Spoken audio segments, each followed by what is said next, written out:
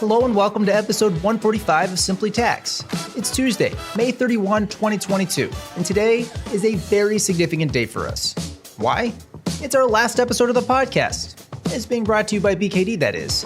Effective tomorrow, June 1, 2022, we will become a new firm created from the agreed-upon merger of BKD CPAs and Advisors and Dixon Hughes Goodman, driven by forward vision to deliver unmatched client experiences. You see, forward vision will not only be the continued focus of the new firm, but also in the name, as we took the first three letters of forward and vision to create Forvis. Stay tuned to learn more about Forvis with an upcoming episode of the podcast next month with future Forvis CEO and current CEO of BKD, Tom Watson, and future Forvis Chair and current CEO of DHG, Matt Snow, on what forward vision means to them. Now, speaking of changes, the possibility of tax change was something we covered heavily at the end of last year with the build-up to the Build Back Better Act. But it hasn't received a lot of airtime so far in 22, with the BBB hitting a roadblock at the end of 21. And so, I'm excited to welcome returning guest Travis Lucas back to the final BKD episode of the podcast to share his recipe on the ingredients in the tax policy mix as we head into the summer months.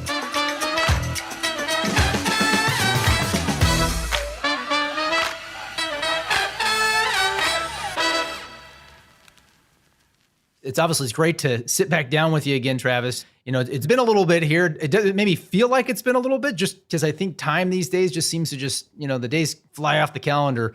But when we were last chatting, we were talking Build Back Better and the probability of seeing that through. And then obviously that kind of hit roadblock there at the end of last year. So I guess with that in mind, I really just wanted to kind of pick back up and pick your brain a little bit as to what's going on and maybe what we can expect in terms of things in Washington.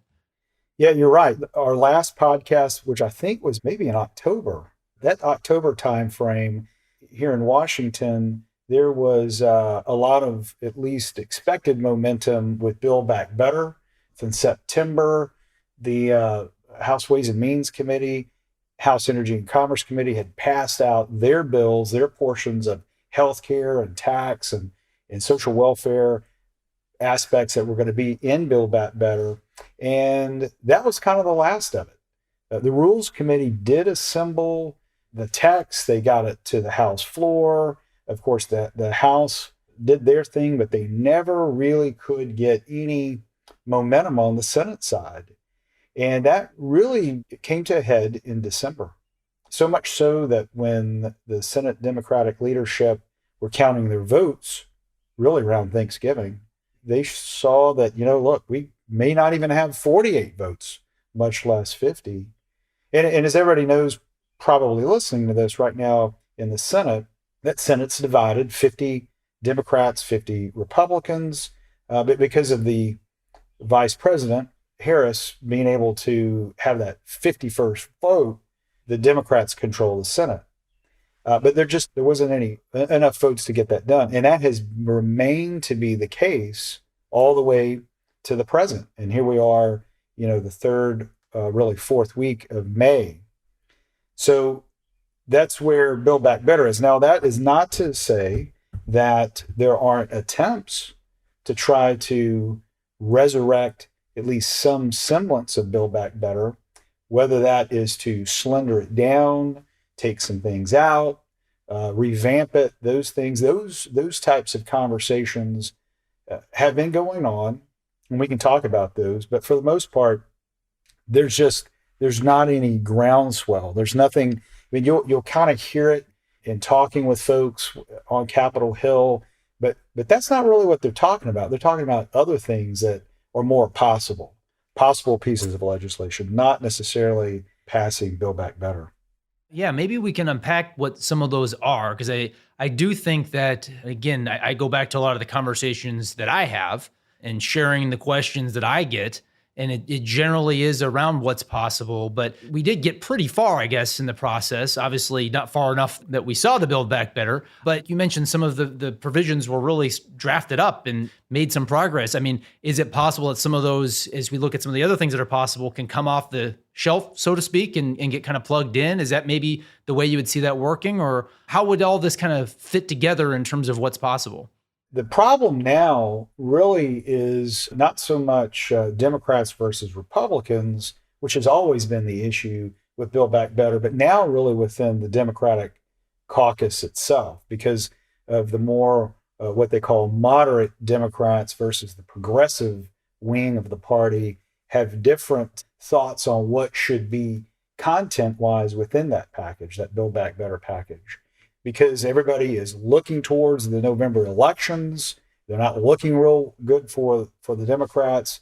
Much of that content that was in Build Back Better is no longer really supportive. In fact, I would probably even venture to guess, I don't know if I'm correct on this, but if the House did a vote on Build Back Better again today, the fourth week of May, I'm not so sure it would even pass. Not the way it did. Because of those tax provisions and things that, quite honestly, aren't polling real well. Some of the things that are being talked about in this slender or slimmer version of a Build Back Better, Senator Manchin has talked even recently about sticking with raising corporate taxes, capital gains taxes, having some energy tax or energy policy type things within it. But I don't see any real movement with it, which really gets us to, and let's talk about this and transition and talk about maybe some greater timing pieces that are going on right now. Here we are. We've had about 5 months, the end of 5 months expire of this year. And so the remainder of the year is not just 7 months, but in congressional legislative life, it's really the next 2 months. And let's talk about that real quick. So we've got June and July, but within June and July, before they recess in August, you have other recesses. Currently the House is in recess for 2 weeks because of Memorial Day. Then they come back on the 7th of June. They'll push through the end of June. Then they'll recess again for 1 week in July, and then they'll push through the remainder of July. And then they're out for August. They're supposed to be back in September, and they'll come back for a little bit, mainly that first week or so, but nothing will get done because in August and September and October, everybody, Democrats, Republicans, they're all fixated right now on re-election campaigns. And so between now and Election Day, if you don't get anything done in June and July, you're not going to get anything done after that, except a continuing resolution on appropriations, which they'll pass at the end of September with a deadline of sometime in early mid-December, and they'll come back and pass that. That's only restricted to fiscal year 2023 appropriations. But with everything else that's being bantied around, everything from mental health legislation to this chip semiconductor package and things like that, those things have got to be passed, including a slimmer down Build Back Better package by the end of July. Closer they get to July, the tougher it is to get anything passed.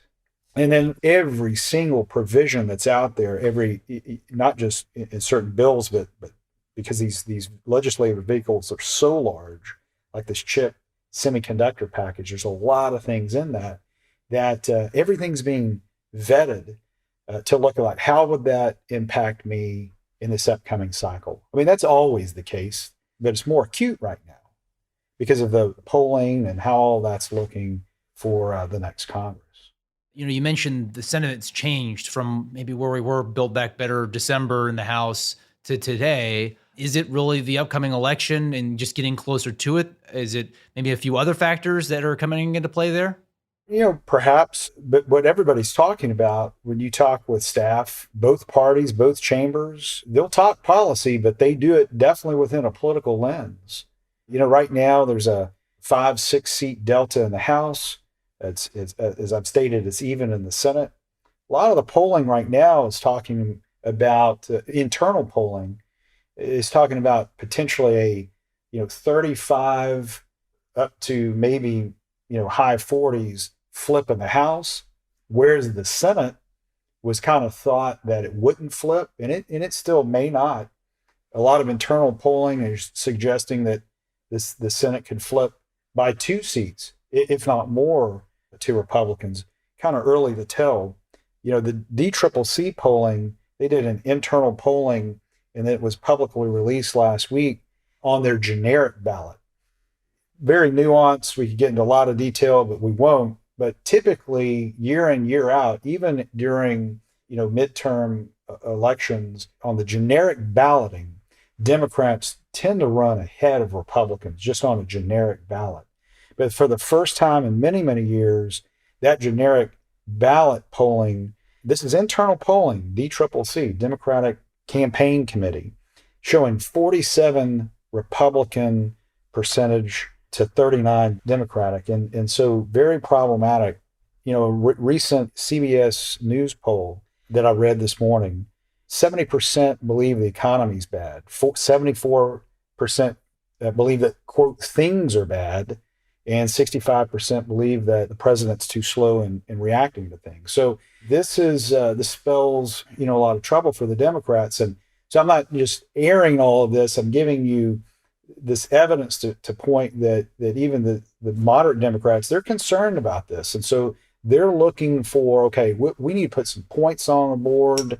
And so some of the ways that they can do that, they believe, is like what they did with the Ukrainian aid package, or attempts to have a COVID relief package, some more money targeted for those types of things, or passing mental health legislation, or some things like, for instance, it's more window dressing than anything else, but safeguarding against gas price gouging and things of that nature. So they're trying to show, hey, look, we've done a lot, and therefore we should be, rewarded with a re-elect vote. It's kind of hard to see if that's actually playing out. It's always tricky, regardless of the party, when the economy kind of comes into the equation there. I guess with all this possible, and really, we're talking about this really tight window, sort of a wide range of things that are maybe getting thrown against the wall to see if something will stick. If you had to kind of look into your crystal ball here, what do you think kind of maybe rises to the top of the list of things that may be possible by July? Or, I guess really it's July, right? Because if it slips past that, it in all likelihood isn't getting done.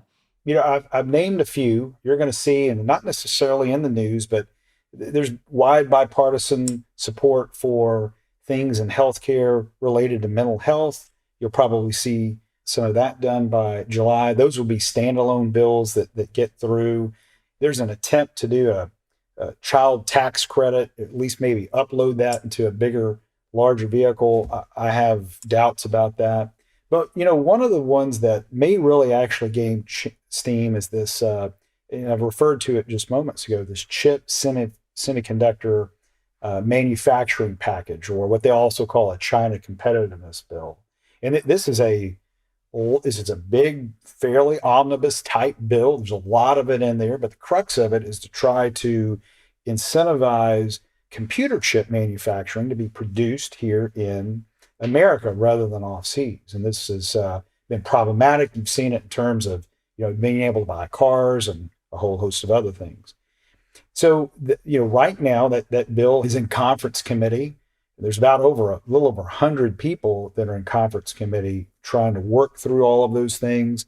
But as it pertains to our tax folks here that are listening to this particular podcast, there are a couple of that might resonate with our audience, and that is a tax credit, obviously, for semiconductor production in the U.S.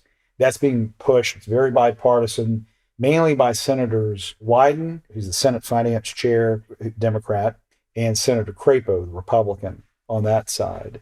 And that's through what they call the FABS Act. There's also an R&D component to that. Many people may remember that expired at the end of last year in 2021.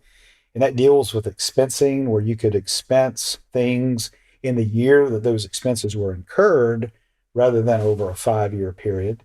So that's in there. But, again, there's some objections to it. I think that perhaps they'll iron that out.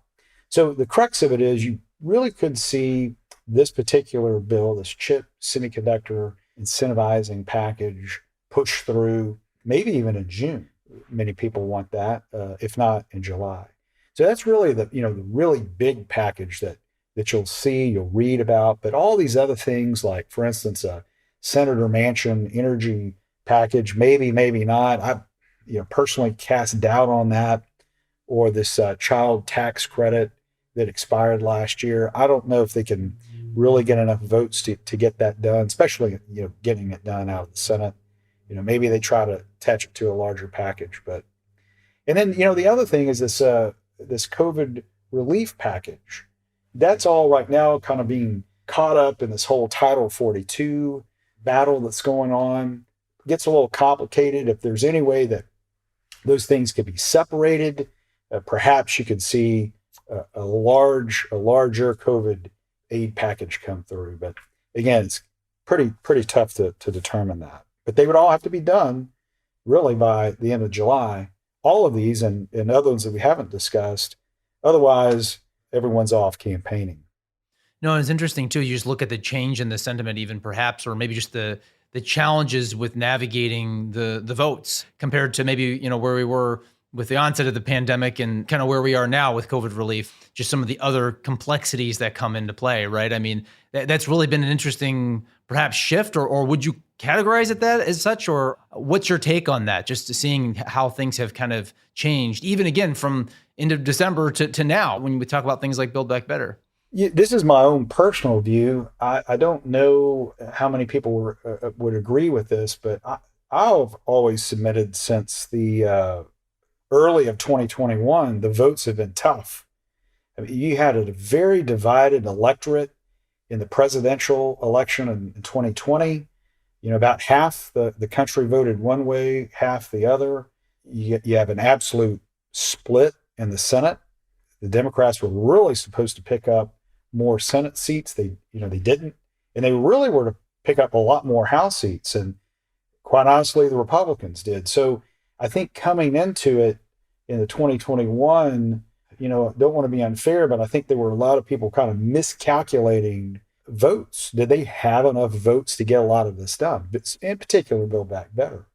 As it got later into the summer of last year, especially when Senator Manchin, it was later revealed, had very specifically revealed to the Senate Majority Leader what he absolutely had to have in that Build Back Better package. Otherwise, he wouldn't vote for it. Laid that out in a letter, was later kind of publicly transmitted. And I don't think that, a lot of those things that he wanted got in there or didn't want that were in the package, if you follow me. So just a lot of the vote counting in that realm, I think, was a little miscalculated. In other words, there was no real public mandate. You have a very divided Congress, very divided public, but very bold ideas, major policy changes, tax, healthcare, a number of different fronts that really wouldn't garner the support and certainly didn't. And that's why none of that ever passed. So what I'm hearing you saying is Build Back Better, at least in its form, really doesn't have traction. What's your take on that, and how should maybe those that have concerns about some of those provisions, how they may impact them, how should they be thinking about that, or how are you thinking about that? Look to see how things go June and July. Really, the only tax type measures that you're really seeing again are in this chip semiconductor package. There's going to be, later on, there are extenders and things like that they'll perhaps deal with later in the year in December when they deal with the spending package with the continuing resolution. But that's what I would do. I mean, anything that doesn't get out of Congress by the end of July, you're pretty much home free. There's not going to be a lot of policymaking. In fact, really no policymaking from Congress, at least, after July. As we maybe look into the future a little bit here, which again is always hard to do because we don't really know how November is going to play out. But let's just say that we end up in a split situation where either the House or the House and the Senate flip. What does that look like then as we get into 23 and 24 for policy? And maybe what does that mean maybe from, I guess, a regulatory standpoint? Is that become a bigger part of the picture perhaps? It does, because everybody knows and believes like the House is going to flip. There's no question about that. And many Democrats would tell you that, yeah, the House is going to flip. Just historically, during midterms, especially with this type of polling, it's going to flip. And it's probably going to flip largely. Who knows with the Senate? But in any case, whether it's just the House or the House and the Senate, obviously you're going to have divided government. And so it's going to require more compromise. It's going to, if anything, temper down a lot of policy making that is kind of really out there, that's really different. what's left? The only thing that's left is for agencies to rule make in the traditional sense, or to do things that are overly broad and be challenged in the courts. And we've seen some of that, even with Title 42, and also executive orders, where the president might say, well, I can't get this done through Congress, so I'm just going to, by legislative fiat, make it happen. And again, just like overbroad agency regulations, those will be challenged in court, and more than likely it's summarily defeated by the courts, which then leads you, to the next election, 2024, which most people believe that's actually, for Republicans in the Senate, that is their year, not necessarily this coming election cycle, but in 2024, that is the year that Republicans in the Senate are expected to pick up more, mainly because there are more Democratic Senate seats that they have to defend. More than likely, the House will hold. And so, you just have this continuous vicious cycle happening. But, to quote Senate Minority Leader Mitch McConnell, with the divided government, it'll cause the president to not only campaign as he did as a moderate, but they will make sure that, quote, he is a moderate. That's one of the good things about divided government. You've got to compromise. So it'll force these folks to come together, figure out what they can pass with 218 votes in the House, 60 votes in the Senate, and that the president will agree on. And if they can get policies that get those numbers, they'll pass it. If they can't, nothing will happen.